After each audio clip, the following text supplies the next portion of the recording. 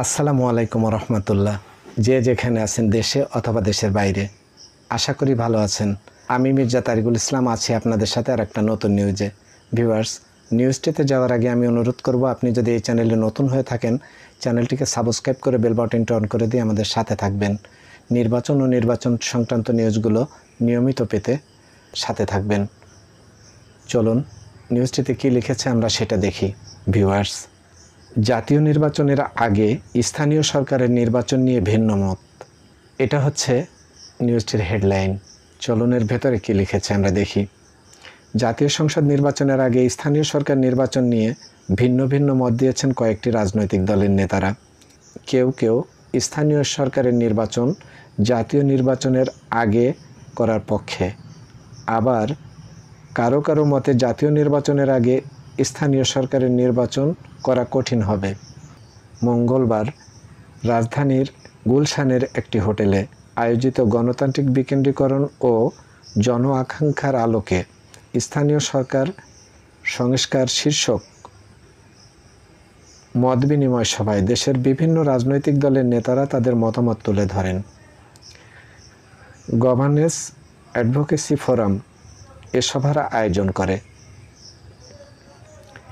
সভায় স্থানীয় সরকার সংস্কার বিষয়ে মূল বক্তব্য উপস্থাপন করেন গভর্নেন্স অ্যাডভোকেসি ফোরামের সমন্বয়কারী এবং ওয়েব ফাউন্ডেশনের নির্বাহী পরিচালক মহসিন আলী। তিনি ফোরামের সংস্কার প্রস্তাবের বিভিন্ন দিক নিয়ে তুলে ধরেন। এর মধ্যে রয়েছে জেলার সামগ্রিক কার্যক্রম তত্ত্বাবধান এবং জনপ্রতিনিধি প্রশাসন ও সেবাদানকারী দপ্তরগুলোর মধ্যে সমন্বয়ের উদ্দেশ্যে জেলা প্রশাসকের কার্যালয়কে জেলা পরিষদ কার্যালয়ে রূপান্তরিত করা। এক্ষেত্রে জেলা পরিষদ চেয়ারম্যান বা জেলা পরিষদের সাচিবিক সহায়তা দেবেন একজন জেলা নির্বাহী কর্মকর্তা।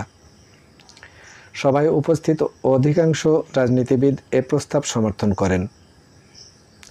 গভর্নেন্স অ্যাডভোকেসি ফোরামের সদস্য ও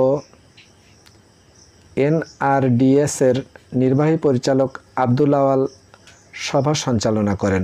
ইসলামী আন্দোলন বাংলাদেশের যুগ্ম মহাসচিব মাওলানা গাজী আতাউর রহমান বলেন, জাতীয় নির্বাচনের আগে স্থানীয় সরকার নির্বাচন প্রয়োজন। অতীতে দলীয় সরকারের প্রভাবমুক্ত কোনো নির্বাচন সুষ্ঠু হয়নি। গণসংহতি আন্দোলনের প্রধান সমন্বয়কারী জোনায়েদ সাকি বলেন, জাতীয় নির্বাচনের আগে স্থানীয় সরকার নির্বাচন কঠিন হবে। ক্ষমতার বিকেন্দ্রীকরণে প্রাদেশিক সরকার ব্যবস্থার আদলে জেলা সরকারকে কিভাবে শক্তিশালী করা যায়, এখন তা ভাবতে হবে। জামায়াতে ইসলামীর সহকারী secretary general HM. Hamidur Rahman Azad বলেন, ঔপনিবেশিক সংস্কৃতি থেকে আমরা এখনও বের হতে পারিনি, ফলে ডিসি ইউএনওদের আমরা স্যার বলি। আমাদের দলের পক্ষ থেকে যে 16 দফা সুপারিশ দেওয়া হয়েছে কমিশনের কাছে, সেটাতেও জেলা পরিষদকে শক্তিশালী করার কথা বলেছি আমরা। প্রতীক ও দলীয় নির্বাচন থেকে আমাদের বেরিয়ে আসতে হবে। মতবিনিময় সভায় এবি পার্টির মুজিবুর রহমান মঞ্জু বলেন, আমাদের সংস্কার যেমন প্রয়োজন, তেমনি মানসিকভাবে পরিবর্তন আনতে হবে স্থানীয় সরকার সংস্কারের ক্ষেত্রেও। আমাদের সংস্কারও লাগবে, পাশাপাশি যোগ্য লোকদেরকেও যোগ্য জায়গায় বসানোর কাজ করতে হবে।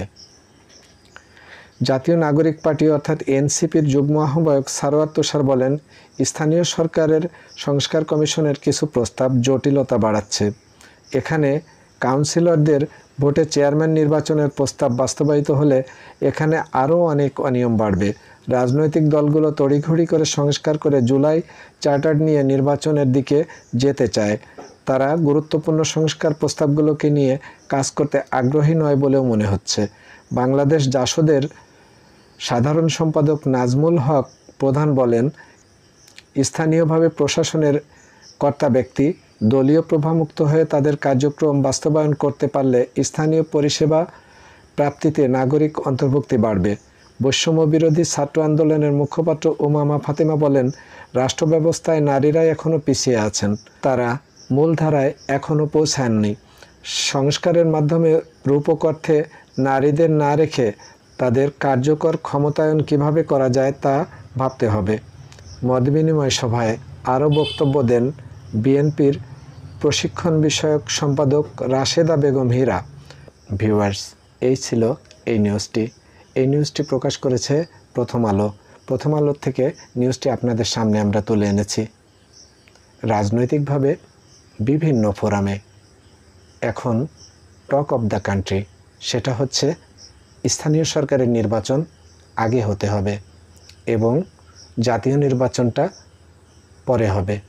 অর্থাৎ ক্ষমতাসীন সরকারের থেকে প্রভাবমুক্ত রেখে স্থানীয় সরকারের নির্বাচন করে স্থানীয় জনপ্রতিনিধি তৈরি করতে হবে। এভাবেই বেশিরভাগ রাজনৈতিক দল এবং সাধারণ মানুষ প্রত্যাশা করে। ভিউয়ার্স, আপনারা যেটাই চান না কেন সেটা কমেন্টসের মাধ্যমে জানাতে পারেন, আপনাদের দাবি তুলে ধরতে পারেন। আপনারা কোনটা আগে চান? আজ আর নয়, আগামীতে দেখা হবে অন্য কোনো নিউজে। আপনারা ভালো থাকবেন, যে যেখানে থাকবেন, দেশে অথবা দেশের বাইরে। সবাইকে শুভকামনা। আমি মির্জা তারিকুল ইসলাম ছিলাম এত সময় আপনাদের সাথে। ভালো থাকবেন আপনারা।